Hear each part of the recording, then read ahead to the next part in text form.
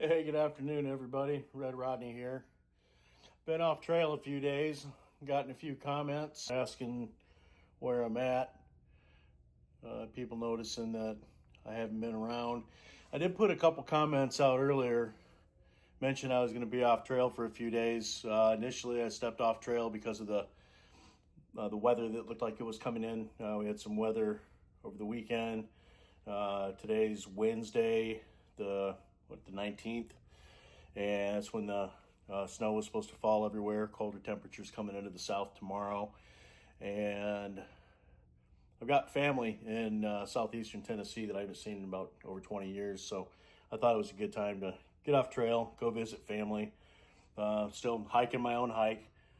Didn't have to stick around trail for anybody.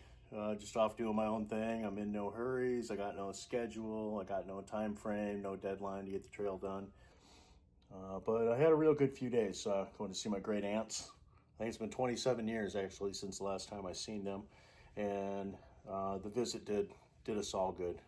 Good for the family, good for me.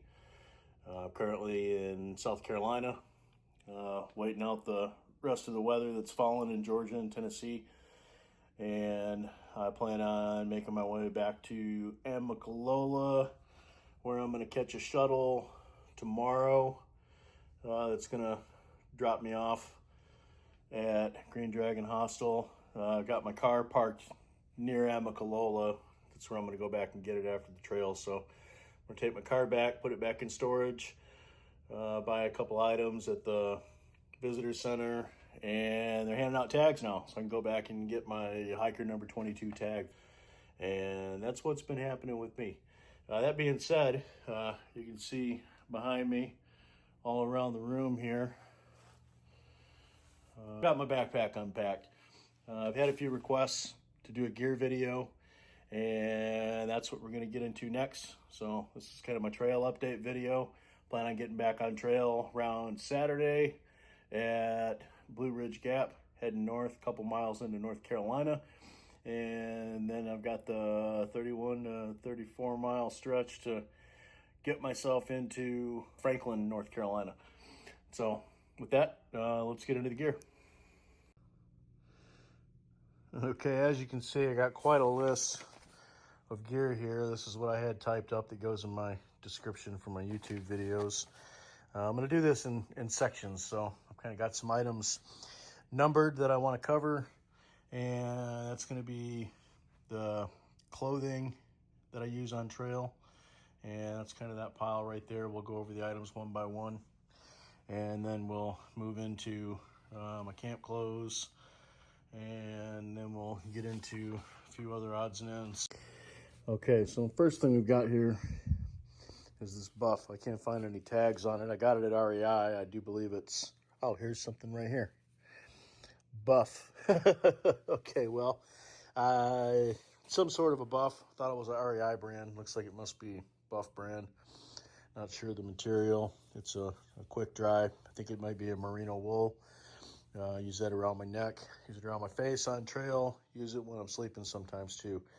Nice to go over my face and kind of warm up some of that air I'm breathing in on a cold night. And second is going to be my North Face Winter Pro pants.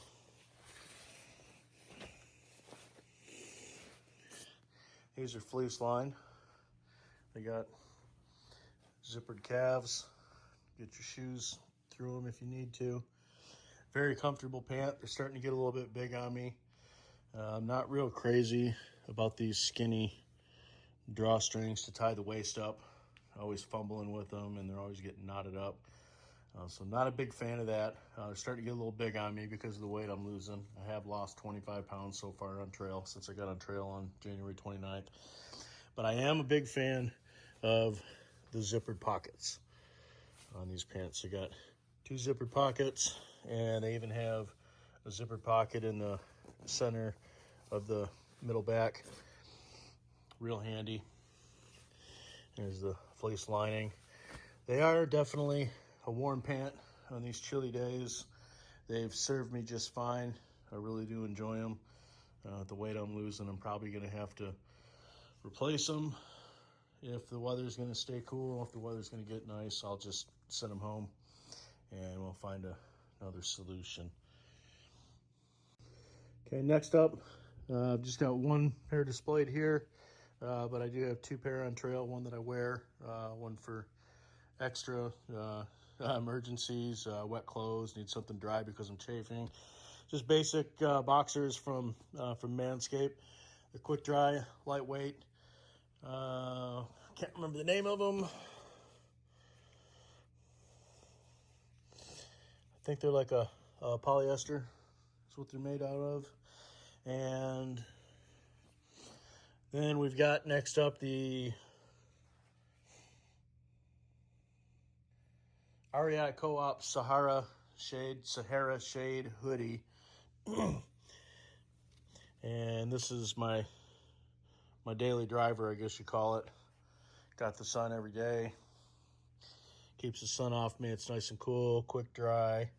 It's a XX. I think that's not a merino wool. Kind of feels like polyester blend. It's a nice shirt. Very happy with it. It's comfortable. Seems to wick the moisture away from me. It doesn't take too terribly long to dry. So there's that. Okay, next up, I do have two pair of Darn Tough socks.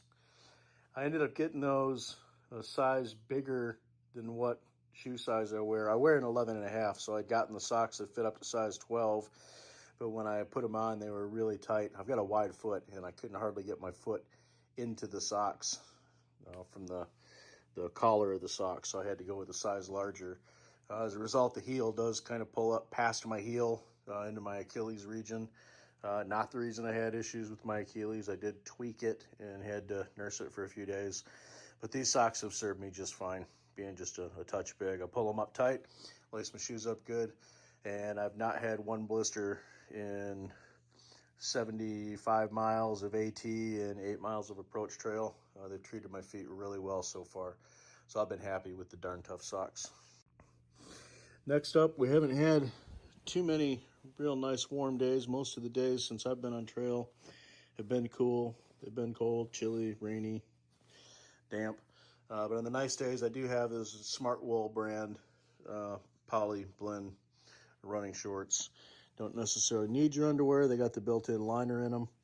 I do like to wear my underwear with them to help against chafing.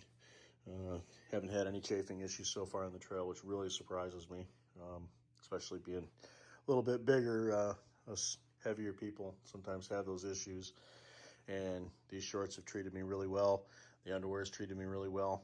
Zero issues. So I highly recommend the combination of Manscaped boxers if you're a man, and these shorts, or those boxers with the Winter Warm Pro pants from North Face. It's been a winning combination for me.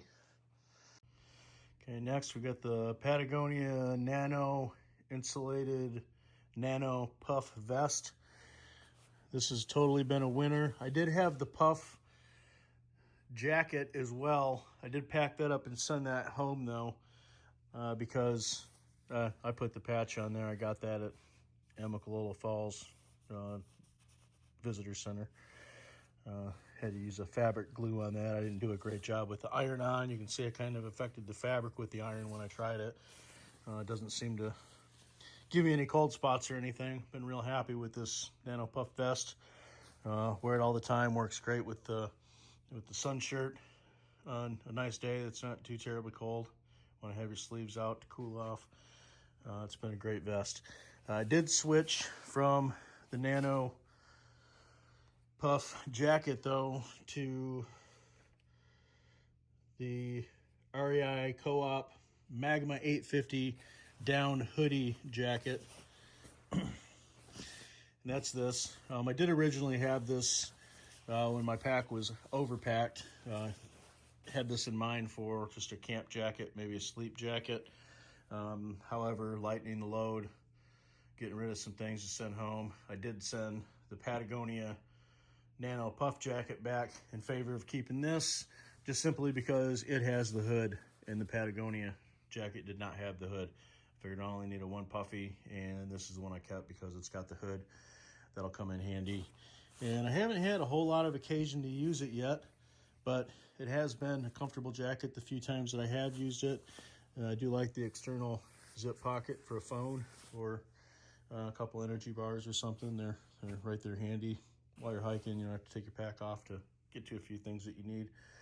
But it's been a great jacket. I'm very happy with it, what little I've had to use it so far. Okay, they've got the REI Co-op packable hat. Y'all have seen me wear this in plenty of videos. I really like this hat. It's comfortable, it's lightweight, feels good wearing forwards, feels good wearing backwards. I like that I can flip the bill up, keep my rain jacket hood out of the way if I need to. And this hat has just been overall winner. I got that on the discount rack at REI for about $15, I think. A terrific hat.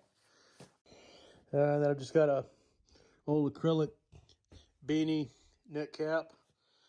Wear this on the trail on days I need to keep a little extra warmth in my head. It's nothing special. Got it from one of the companies I used to work for. It's worked out just fine. Just a plain old acrylic knit cap. Okay, and then my daily go-to going to be these REI Flash Power Stretch Gloves. These are what I use to keep my hands warm. They help prevent blisters from, especially when I'm holding on really tight to my trekking poles going downhill. Kind of got some raw spots on my fingers when I'm just using my bare hands, but keep these gloves on and they seem to really make a big difference. Really like these gloves. The only drawback to them is that I think by the second time I used them, the seam started pulling away and you can see it started to get a hole in them. So that being said, I did pick up a backup pair of these Outdoor Research Vigor, V-I-G-O-R, Vigor midweight sensor gloves. These work a little bit better than these do for touching the phone screen, being sensitive to that. Only problem is the wrists are a little tight, so they take a little more effort to get on. So just kind of hanging on to these for extras in case the REI gloves completely fall apart at the seams, literally. Rain gear, I haven't really had a chance to try these out yet. I just bought these. This is going to be the North Face Men's Alta Vista rain jacket and the Marmot Precip Eco Pants for my main rain gear. These, I didn't have rain pants at all. The ones that I bought from REI didn't fit. It was a little too big for everything that they had. So I had to send them back. This jacket seems like it's going to work really well. It's not too heavy. The material is substantial, and that's what I was looking for. What I did have prior to that I just kind of used for a general purpose windbreaker because it's so ultralight is the Z-Packs men's Vertice rain jacket. I really like this. It packs up into something that'll just kind of fit up and ball up in the palm of your hand and stick in a outside pocket on the backpack.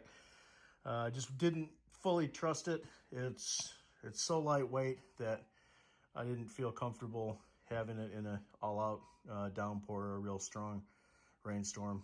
Since I needed to get rain pants anyway, I decided to upgrade the jacket and get something that would make me a little more comfortable in a significant weather event. These Marmot pants got calf zippers. They button up around the ankles, and they've also got pockets. I love my pants with pockets. I've got one pair we'll get into for my camp pants that don't have pockets. Not real crazy about that. I like them otherwise, but I think I've done good on the rain gear. I think I'm going to be happy with this rain gear, and I think I'll be happy with the men's Vertice jacket just in a real light rain, or if I need something to just kind of help keep the wind off of me. So that's what I'm using for my on-trail gear. Last but not least, also from Z-Packs, are going to be the, I don't know if they've got a name. They're just the calf length Z-Packs gaiters. Why did I not go with the ankle gaiters? I know a lot of people are going to ask. Because I didn't know how much snow I was going to be going through. I didn't know what the snow conditions were going to be like in the Smokies. as I went through, and I wanted something that would give me good coverage up my calves if I ended up having to trudge through 12 inches of snow or 18 inches of snow somewhere. And on the plus side, until the weather gets real nice and I can downgrade to just ankle gaiters, these can always be pushed down to my ankles and cinched up. So there's a little more material there, but they can work just like ankle gaiters. I don't have to pull them all the way up on my calves. So with that, I'm gonna get reset and we're gonna go into camp clothes and other gear. Okay, moving right along. I didn't cover my hiking shoes with my trail gear. I've got the, I think the Keen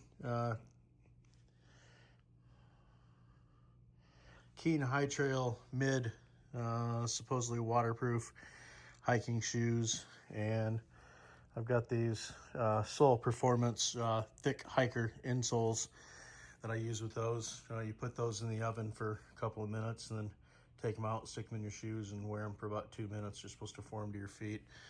These are a cork insole.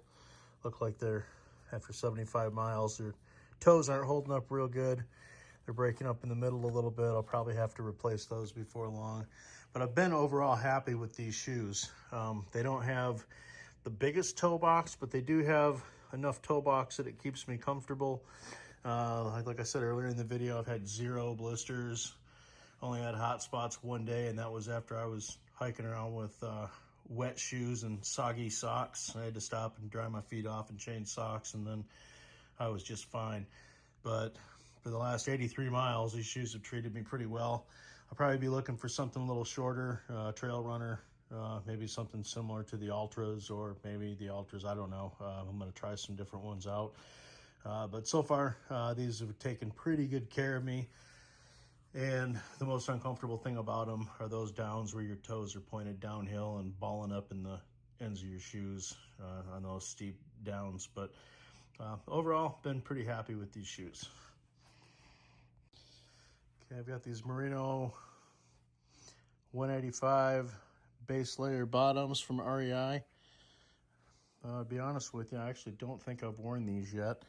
This is part of my camp clothes, sleep system, if you will. Haven't had a need for these yet. I'm sure if I have a real cold night getting into the Smokies, might need to use them. But for right now, something I do use every night. I love these pants, except for the fact that they don't have pockets, and I'm not crazy about that. These are the Roark Bonneville track pants.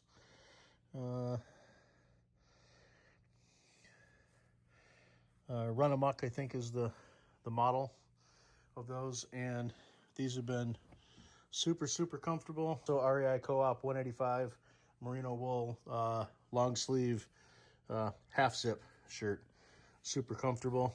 I love to get this dry shirt on at the end of a long sweaty day. Clothes are wet, get them off and get that on, and I'm pretty warm right away. Equally in love with the Kuhl, is that how you pronounce it? Kuhl or Cool? This is the Revel quarter zip fleece sweater. Super big fan of this. Have worn this more than I care to admit, both on and off trail. It's a great thing to put the merino wool shirt on and slip this on in camp, and you often don't even need a windbreaker. You are just good. I can't speak highly enough for this quarter zip fleece. REI, call it the ribbed watch cap. Just an acrylic cap. It's actually a little big on me, fits kind of loose. Real chilly nights, if I don't have the buff with me, this thing is good to unfold that collar around your head and you just pull it all the way down over your face. Great to have the mummy bag up around your head, have this pulled over your face, and you're comfy. As far as the gloves for camp, nothing fancy. I think I got these at Walmart. These are my go-to. I think these are all by, what's it called, Huntsworth. They just came right off the shelf at Walmart. These things are super warm and they work really well with hand warmers inside of them. I have not had a chance or occasion to wear these. They're just kind of a backup. I also have the REI Coop multi-towel deluxe. I bought 2 of these. They were twice as long as this, and I cut them both in half. 2 of them I've got that I can attach to my pack with this strap. That's the little one you see hanging over people's shoulder to use for a snot rag or to wipe the sweat off their head. So I've got that, and then I have a backup. Then the halves that I cut off, I just have in a baggie, and I save those in my dry bag inside of the backpack, and use those just for wiping the condensation off the inside and the outside of my tent before I pack it away, so I don't have to put it away super soaked. I've got the Summit Aeros premium pillow, regular size. Really love this thing. I blow it up just about half to 3/4 of the way. It's just enough loft for me, and it fits inside of the mummy head portion of my sleeping bag, and I get my head in there and it doesn't slide all around. It stays put, and I can get a really good night's sleep with it. It's got a little bit of like a felt and a little bit of padding on it. Super comfortable. I did have the Z-Packs inflatable pillow, but it was just an inflatable piece of vinyl that slid all over. Was not comfortable. I believe I gave that to Kent at Mountain Crossings the day after we got into there. Well, the day after I got into there, he had been there for a day.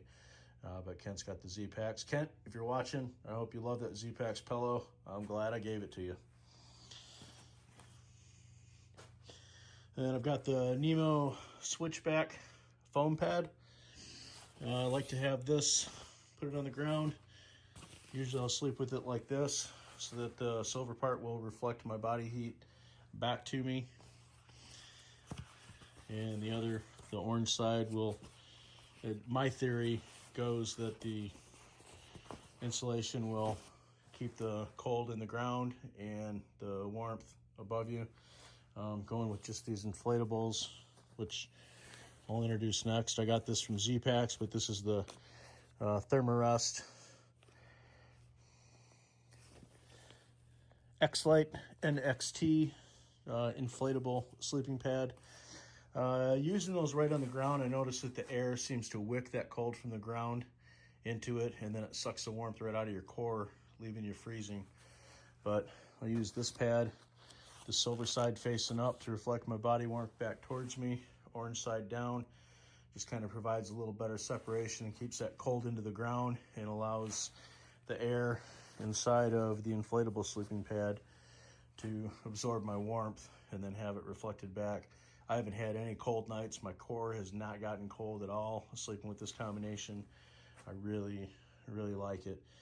The only thing that I don't like is that this pad slides around on the foam pad a lot, and the sleeping bag, which we'll get to in a minute, can tend to slide around a lot on top of the foam pad. So it was recommended to me to get a tube of seam sealer, the liquid that comes in the tube, and just spread some around in various places on this pad and see if that provides a grippy surface that allows it to not slide around as much. So I've got that, and I'm gonna give it a try. I'll let you know down the road how that works.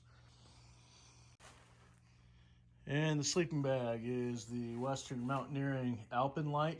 It's a goose down bag. It's 20-degree comfort rated. Really, really like this bag. I've got it upside down right now. I should point out the only thing I'm not real crazy about is that I didn't pay attention to the fact that I got a left-hand zip, and I'm right-handed. Wish I would have got the right-handed zip. But this is a great bag. It's designed for someone 5'6", plus or minus 3 inches. I'm about 5'7". It fits me really well. Now it's got one collar here that will kind of tighten up around the top of your shoulders or your neck to keep your heat sealed in from here down. And then it's got the mummy portion here with another draw. Here's the cord for the neck portion. Here's the draw cord for the head portion. I'll get that cinched right up around your head. So I can put that inflatable pillow down inside of here, and I can cinch that up with my head on there, and I can sleep real, real comfortable. Like I say, this is goose down. You don't want to let it get soaked, but at least it is the, what do they call it, hydrophobic down. So it won't totally soak it up. Hopefully it dries out a little bit easier than other ones. I've been real lucky. I haven't gotten it real wet yet. Just a little damp from some condensation in the tent. And it served me really well so far. Okay, next up, got my big Agnes Copper Spur 2 tent. Just a little mock setup here. I got 2 doors. You can see the other one in there. Here's the door on this side. Let's see if I can open it up a little bit. You can see the room inside. I like it's got the shelves on either side. It's got the pockets in the corners here for gear placement and storage. The doors will roll up and pin back by way of these little tabs here. I'm not going to set the fly up. You basically get the gist. The fly would go over the top of it. It's got 2 little pockets that this pole on either side will snap into to keep it taut around the top. And then the fly also has a door for vestibule on each side. It sticks out maybe about this far from the tent. What's that, about 12 or 14 inches on either side. Self-standing tent. You can stake it down in the 4 corners, and then each fly vestibule will come out and hold itself in place with 1 stake. So you can basically set yourself out up in mild to medium conditions with 6 stakes. It's got all kinds of tie-offs for additional tent stakes if you're in more severe situation. I did have the Z-Packs Pivot Solo tent. That's the new one that just came out a couple of months ago. Not happy with it at all. It's very small. I'm a short guy. I can't even sit up in it or get on my knees in it. There's almost no room for gear inside of it. It might have its uses, but it'd be good for maybe a one-night solo, couple-night solo somewhere, but for through hiking, I won't knock them and their product. I just think that I made a bad decision when I bought the tent, and this tent was the best thing that I could find in a pinch, being out on the trail. So I got it, and fortunately, I'm really happy with it. Also, I don't need to unfold it, but I do have a piece of Tyvek that is the same size as the floor of this tent to lay down for a ground sheet, a little bit of protection, or alternatively, you can lay that out and just set your sleeping bag and your pad on it in a shelter without the tent, and you just got a little bit of ground cloth protection.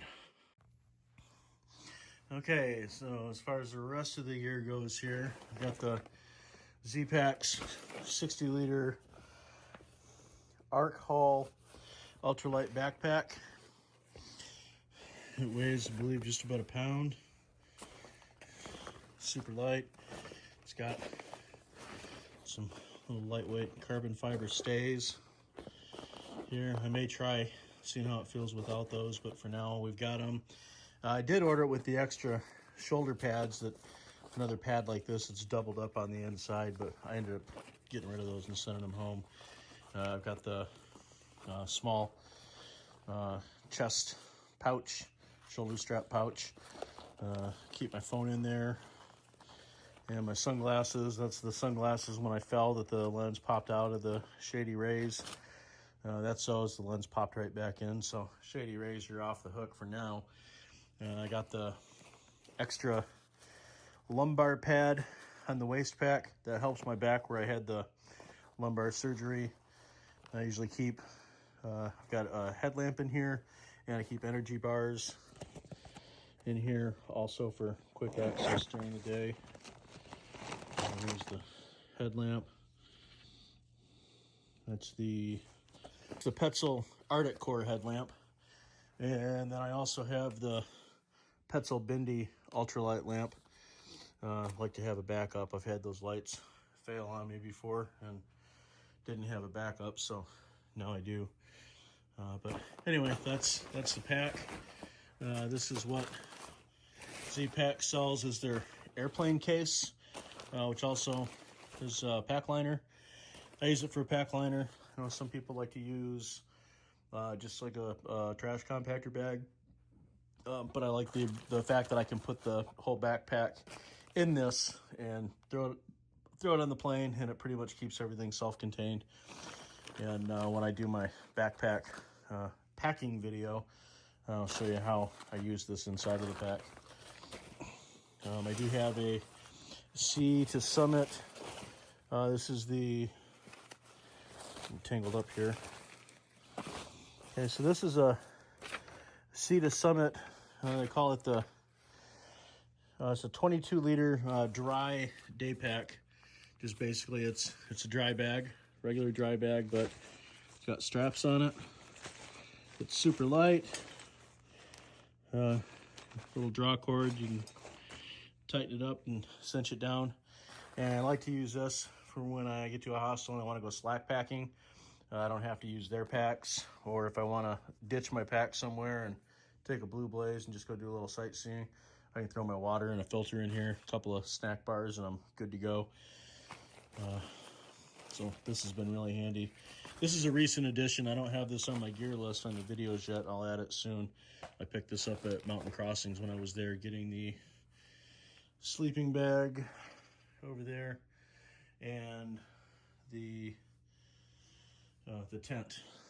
I got those at Mountain Crossings when I sent the Pivot Solo home, and I sent my Kelty car camping sleeping bag home. Okay, so we've also got the Z-Packs multi-pack. I got that because I just really like a pocket on top of my backpack, so when I get it all packed up, then I can use the straps to cinch this down, and it gives me quick access by way of zipper for things like my poo kit, potty kit, toiletry kit. I'll have that in there. I do keep my tent stakes in there, take inventory of those. I count them when they come out of the bag, I count them when they go in the bag, and I do make a note to stick them in that multi-pack top pouch of my backpack, so I'm never leaving them behind. And then there'll be a few odds and ends, like a couple of extra hand warmers, maybe an energy bar or two in there, and sometimes my wallet goes in there. Sometimes I'll put a couple of Element or other electrolyte packs in there, just so that they're accessible and I can get to them whenever I stop off for a break. So that is part of the backpack setup. As far as my food goes, put these off to the side. Now I'm using the rocket stove. I didn't decide to go with anything lighter and smaller. This is just kind of light enough, it's compact enough.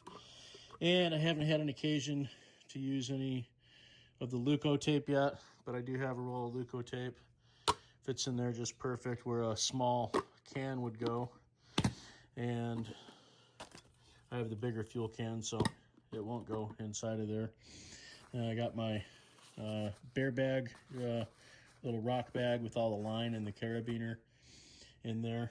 Here's my total DCF food bag. I've got like 4 days worth of food packed away in there. And then I have another Ziploc here with 4 days worth of food and 4 days worth of snacks.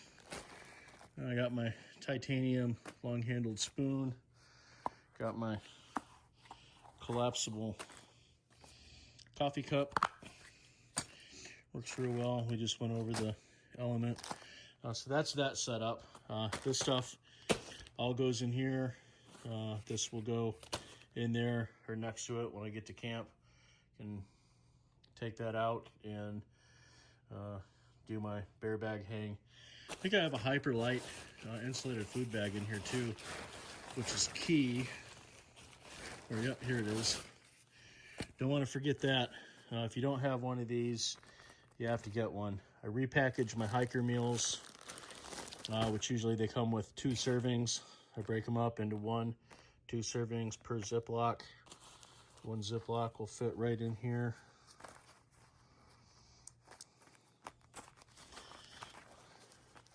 Put your cup or your cup and a quarter of hot boiling water from the rocket stove into your baggie. Stir it up with your long-handled spoon. latch it back up, set it off to the side, let it set for 5 or 10 minutes until it's reconstituted, and boom, you're ready to eat, and you've got a bag that's gonna keep your food warm so it doesn't go cold right away on you. Love that bag.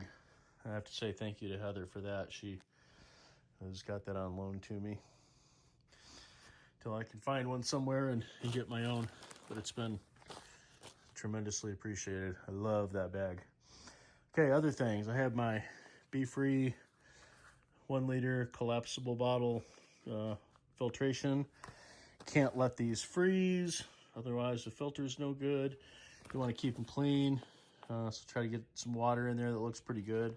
Kind of slosh it around and keep the filter rinsed out. Still flowing really good. I did buy an extra one.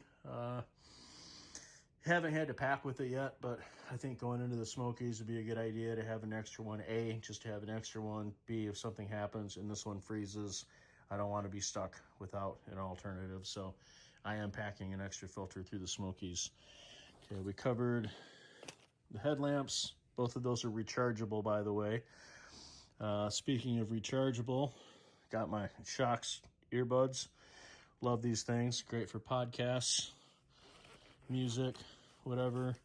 And then here's my electronics bag. I've got my USB-C to USB-C cable. The new iPhone is USB-C. It's not lightning cord anymore. I have my Apple Watch charger, soon to be traded out for a Garmin. I'm not real crazy about the Apple Watch. You have to charge it way too often. And my wrist, whenever I fold my wrist up, keeps hitting that crown piece and changes the settings and everything. It's not terribly convenient. It's nice to have a watch, but I'm not able to use it like I'd like to use a Garmin watch. I do have a quick charge USB-C wall block. Covers 30 volts or 30 watts or 60 watts on the top and 30 watts on the bottom. Just folds out, plugs into the wall.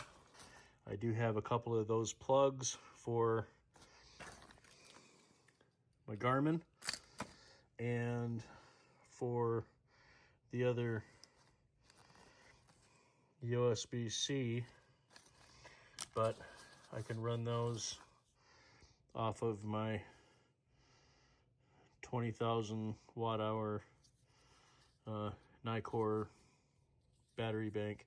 I went with the 20,000 just because I do a lot of recording with video. I've got the earbuds, I've got the Garmin, I've got the 2 headlamps.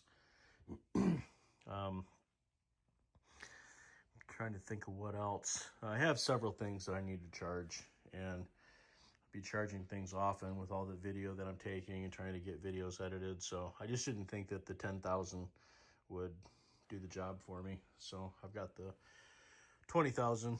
I'll be happy with that. It's a little heavier, but probably not any heavier than carrying 2 10,000s. I do have one Dyneema backup stuff sack for whatever. It works great as a backup pillow if I need to throw a couple of puffy jackets in there, puffy vest and puffy jacket to use for a pillow. Works terrific. Got a few backup Ziploc baggies if I need them, and I have my this is my first aid kit, and it's also my repair tape kit for repair tapes for the tent, for the jacket, for the Nemo air mattress, for anything. I've got repair tapes, and I have Band-Aids, which I guess are repair tapes for the skin. And finally, I've got just some wipes, got some sunscreen, a couple of other odds and ends. I have the Body Glide. I have the big roll of it. I don't have the little tiny one. And then what I can wear around my neck is just a little Swiss Army knife. We had to use that when we lashed it to a branch to cut our bear bag down out at Addis Gap a few days ago. And I've got my don't have to leave the tent at night bottle. I couldn't find the big wide mouth platypus bottle that I was looking for. So I got this. It's got a wide enough mouth, I guess. Just have to be careful. You don't want to have any accidents in the tent in the middle of the night. But it's a 2-liter size bag. It'll work great. These are the extra other half of the microfiber rags that I told you about for wiping down the tent. Over here, we have our MICROSPIKES. Hopefully we can ditch these because these are a couple of pounds of weight I'd rather not be carrying, but if I encounter a bunch of ice going through the Smokies, I'll be glad I had them. You can kind of see down in there the spikes that stick into the ice, or the mud in this case. I wore them through some ice and then through some mud a couple weeks back. They're pretty dirty. Got my titanium number 2, the Deuce trowel, 0.97 ounces. Not real heavy. Some people use a smaller one. I'd rather just get the whole duck and get it out of the way, and this thing really isn't that heavy. Then I have 2 liters of Platypus backup bladder. Love those. In the evening when I get into camp, I can fill that up with 2 liters. I can fill up my Smart Water 1-liter bottle, and I can fill up the BeFree bottle, and I've got 4 liters of water. That's usually enough to drink in the evening, to make dinner with, make breakfast with, and get myself some electrolytes and have a full bottle of water to get back on trail with.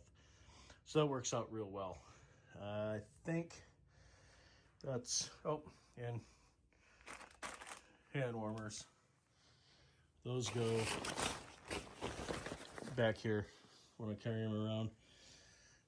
I think the only thing left to cover is going to be the ditty bag.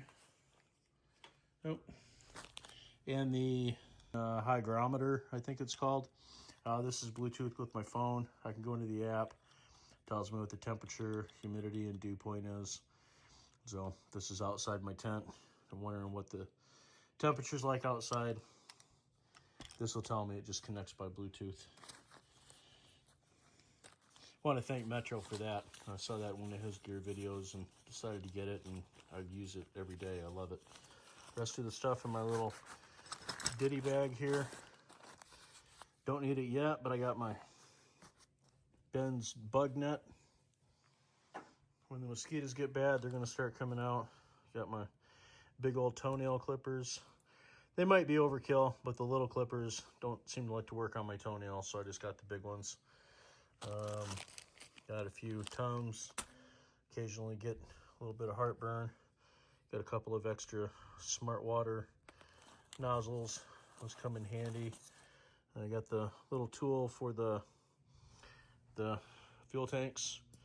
You find partially empty ones left behind as shelters and whatnot. You can use this tool to top off your can. Save you on having to go out and buy new fuel canisters. I got the Flextail air mattress pump, rechargeable battery in it. Click it twice. It's not super loud, but that'll fill that big yellow air mattress there up in under a minute, I think. It's pretty fast. Works really well. And I've got a tick remover tool. Hopefully I don't ever need that. And I've got the puncture tool for the fuel cans when they're empty. You can truly empty them and puncture them so that you can throw them away without creating a hazard in the trash can. A little sewing kit if I need to make on-trail repairs. And a lighter because you always need a lighter at some point. With that, folks, that is my gear. Z-packs, carbon fiber trekking poles, and that's what I take out on trail. I'm gonna produce another video next to get this backpack packed back up, and I'll show you exactly how I pack my pack.